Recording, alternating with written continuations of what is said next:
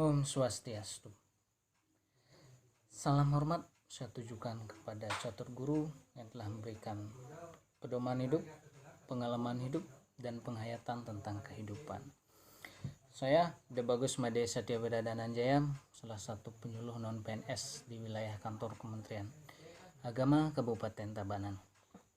Pada kesempatan ini saya ingin berbagi pengalaman belajar tentang salah satu aspek keagamaan Hindu, yaitu saya mengambil aspek bakti.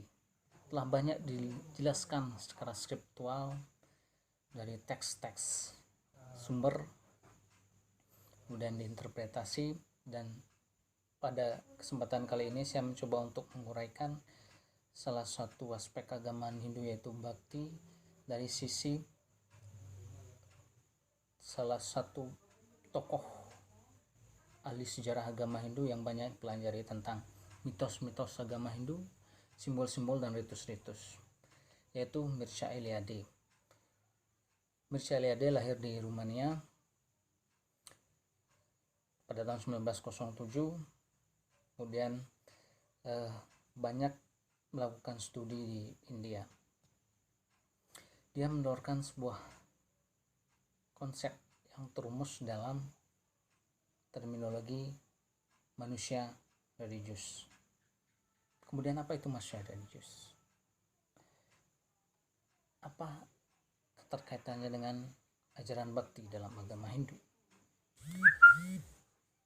Manusia religius menurut Eliade adalah manusia yang hidup dalam dunia yang dinyatakan sebagai dunia yang sakral, dan pancaran sakralitas itu ada dalam seluruh aspek dunia, seluruh aspek kehidupan yang ada dalam dunia.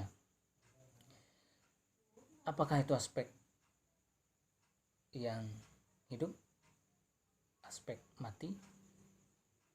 Aspek yang hidup adalah manusia, hewan, tumbuhan. Jadi manusia, hewan, tumbuhan adalah salah satu pancaran sakralitas yang ada di dunia. Pancaran sakralitas. Aspek yang non hidup, batu, pohon, angin, api, benda-benda langit. Jadi seluruh yang kedua yang saya sebutkan itu juga adalah aspek pancaran sakralitas yang ada di dunia. Jadi sumber dari sakralitas itu adalah Tuhan, dan aspek atau pancaran sakralitas itu adalah kekuasaan yang ada dalam diri Tuhan, sehingga tidak hanya berhenti aspek sakralitas atau kekuasaan Tuhan itu hanya ada pada yang hidup dan non hidup, tetapi juga ada pada prakonsepsi yang ada dalam diri, yang ada dalam kognitif manusia, yang terekam dalam kognitif manusia. Apa itu? Bahwa pancaran sakralitas atau energi Tuhan itu, kalau dalam terminologi Hindu, energi Tuhan, kekuasaan Tuhan, kalau dalam terminologi Eliade disebut dengan pancaran sakralitas. Bahwa kekuasaan Tuhan atau pancaran sakralitas itu yang terekam dalam kognitif manusia adalah tentang lahir, hidup, mati, tentang keteraturan, tentang kekacauan atau chaos, tentang giftness, pemberian, anugerah, dan tentang kutukan. Jadi semua itu adalah dalam terminologi LD adalah pancaran sakralitas. Dalam terminologi agama Hindu itu adalah kekuasaan Tuhan. Yang menarik di sini adalah dalam terminologi manusia religius itu tidak hanya berupa penghayatan tentang pancaran sakralitas yang ada di dunia, baik hidup non hidup maupun rekaman memori, tetapi juga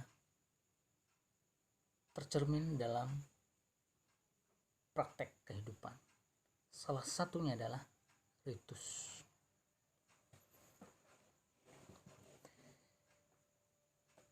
Penghormatan tentang hidup, penghormatan tentang lahir, penghormatan tentang mati sebagai salah satu kekuasaan Tuhan, itu tercermin dalam bentuk salah satunya lah ritus. Contoh yang mungkin dianggap sangat sederhana, tetapi dalam agama Hindu ini adalah salah satu bentuk bakti dari kekuasaan Tuhan, bakti terhadap kekuasaan Tuhan. Ketika masyarakat Hindu selesai memasak, kemudian hasil masakan itu sebagian dihaturkan sehingga menjadi upakara, dihaturkan pada titik-titik tertentu. Itu adalah salah satu konsepsi tentang pengamalan tentang pancaran sakralitas, atau dalam terminologi Hindu itu adalah bentuk bakti kepada salah satu kekuasaan yang ada dalam Tuhan Yang Maha Esa, yang ada pada Tuhan Yang Maha Esa, itu tentang penciptaan, menciptakan sesuatu, menciptakan nasi dan lauk pauknya. Dalam agama Hindu, bentuk rasa syukurnya terhadap kekuasaan Tuhan dalam bentuk penciptaan itu diantisipasi dalam bentuk yajna sesa. Itu juga adalah merupakan bakti kepada Tuhan Yang Maha Esa. Setelah lahir, hidup itu identik dengan aktivitas. Setiap memulai aktivitas, kita setiap akan aktivitas, kita pergi ke sangga kerajaan masing-masing, bersembahyang, meminta apa yang akan menjadi tugas-tugas kita, apa yang menjadi job description kita, itu menemui sebuah hasil yang baik, taksu dari hasil aktivitas kita. Itu adalah bakti terhadap kekuasaan Tuhan, yaitu hidup aktif. Sesuatu yang tiada, menghilang, lebur, itu juga merupakan kekuasaan Tuhan, pancaran dari sakralitas dunia yang ada. Setelah kita anak-anak, kita masuk ke masa remaja. Setelah punah masa remaja atau hilang masa remaja, kita masuk ke masa dewasa. Setelah hilang masa dewasa, kita masuk ke masa tua. Setelah hilang masa lajang, kita masuk ke masa berumah tangga, grihasta. Setelah selesai masa brahmacari, masuk masa grihasta. Selesai grihasta, wanaprastha, dan begitu. Jadi dalam agama Hindu, ketiadaan, keleburan itu akan melahirkan sesuatu yang baru. Ketiadaan kehidupan itu akan melahirkan kehidupan yang baru.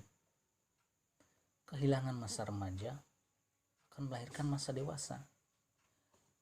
Dan itu diantisipasi salah satunya dengan ritus. Ritus untuk melepas masa anak-anak ke masa remaja, ritus melepas masa rajang ke masa grihasta, itu untuk mengantisipasi kehilangan, peleburan, ketiadaan yang merupakan salah satu dari aspek sakralitas atau energi Tuhan. Dengan ritus-ritus itu, kita juga menunjukkan rasa bakti kita bahwa ketiadaan itu akan melahirkan kehidupan yang baru. Bentuk konkretnya dalam bakti memang adalah ritus, ritual. Jadi ritual adalah, dalam kesimpulan, ritual adalah dalam terminologi Eliade Mircea Eliade adalah merupakan rasa hormat, rasa kagum, sebagaimana juga dikatakan oleh Rudolf Otto dalam bukunya The Idea of the Holy. Itu adalah bentuk kekaguman terhadap aspek-aspek kehidupan yang pada umat manusia sendiri itu tidak dapat dicerna, tidak dapat kita tidak dapat ikut serta dalam perubahan itu. Itu seluruhnya kekuasaan Tuhan. Maka dalam aspek batin, ritus itu adalah bentuk dari hormat, sujud terhadap kekuasaan Tuhan, yaitu dari lahir, hidup, dan ketiadaan atau peleburan. Sehingga walaupun terkesan sangat sederhana, tapi ritus ini adalah bentuk bakti kepada Tuhan yang Maha Kuasa, yang merupakan sumber segala aspek yang ada di dunia.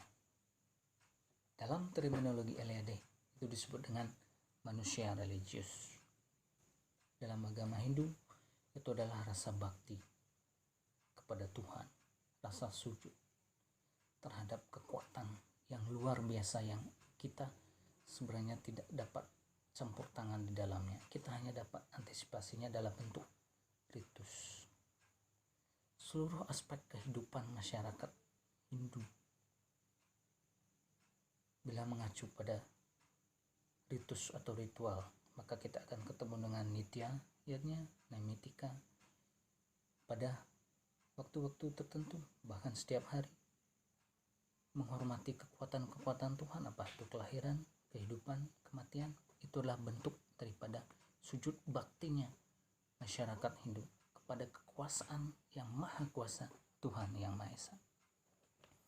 Hanya sekian yang dapat saya sampaikan. Mudah-mudahan dapat memperkaya hasanah wacana keagamaan yang berkembang di masyarakat. Tidak ada gading yang tak retak.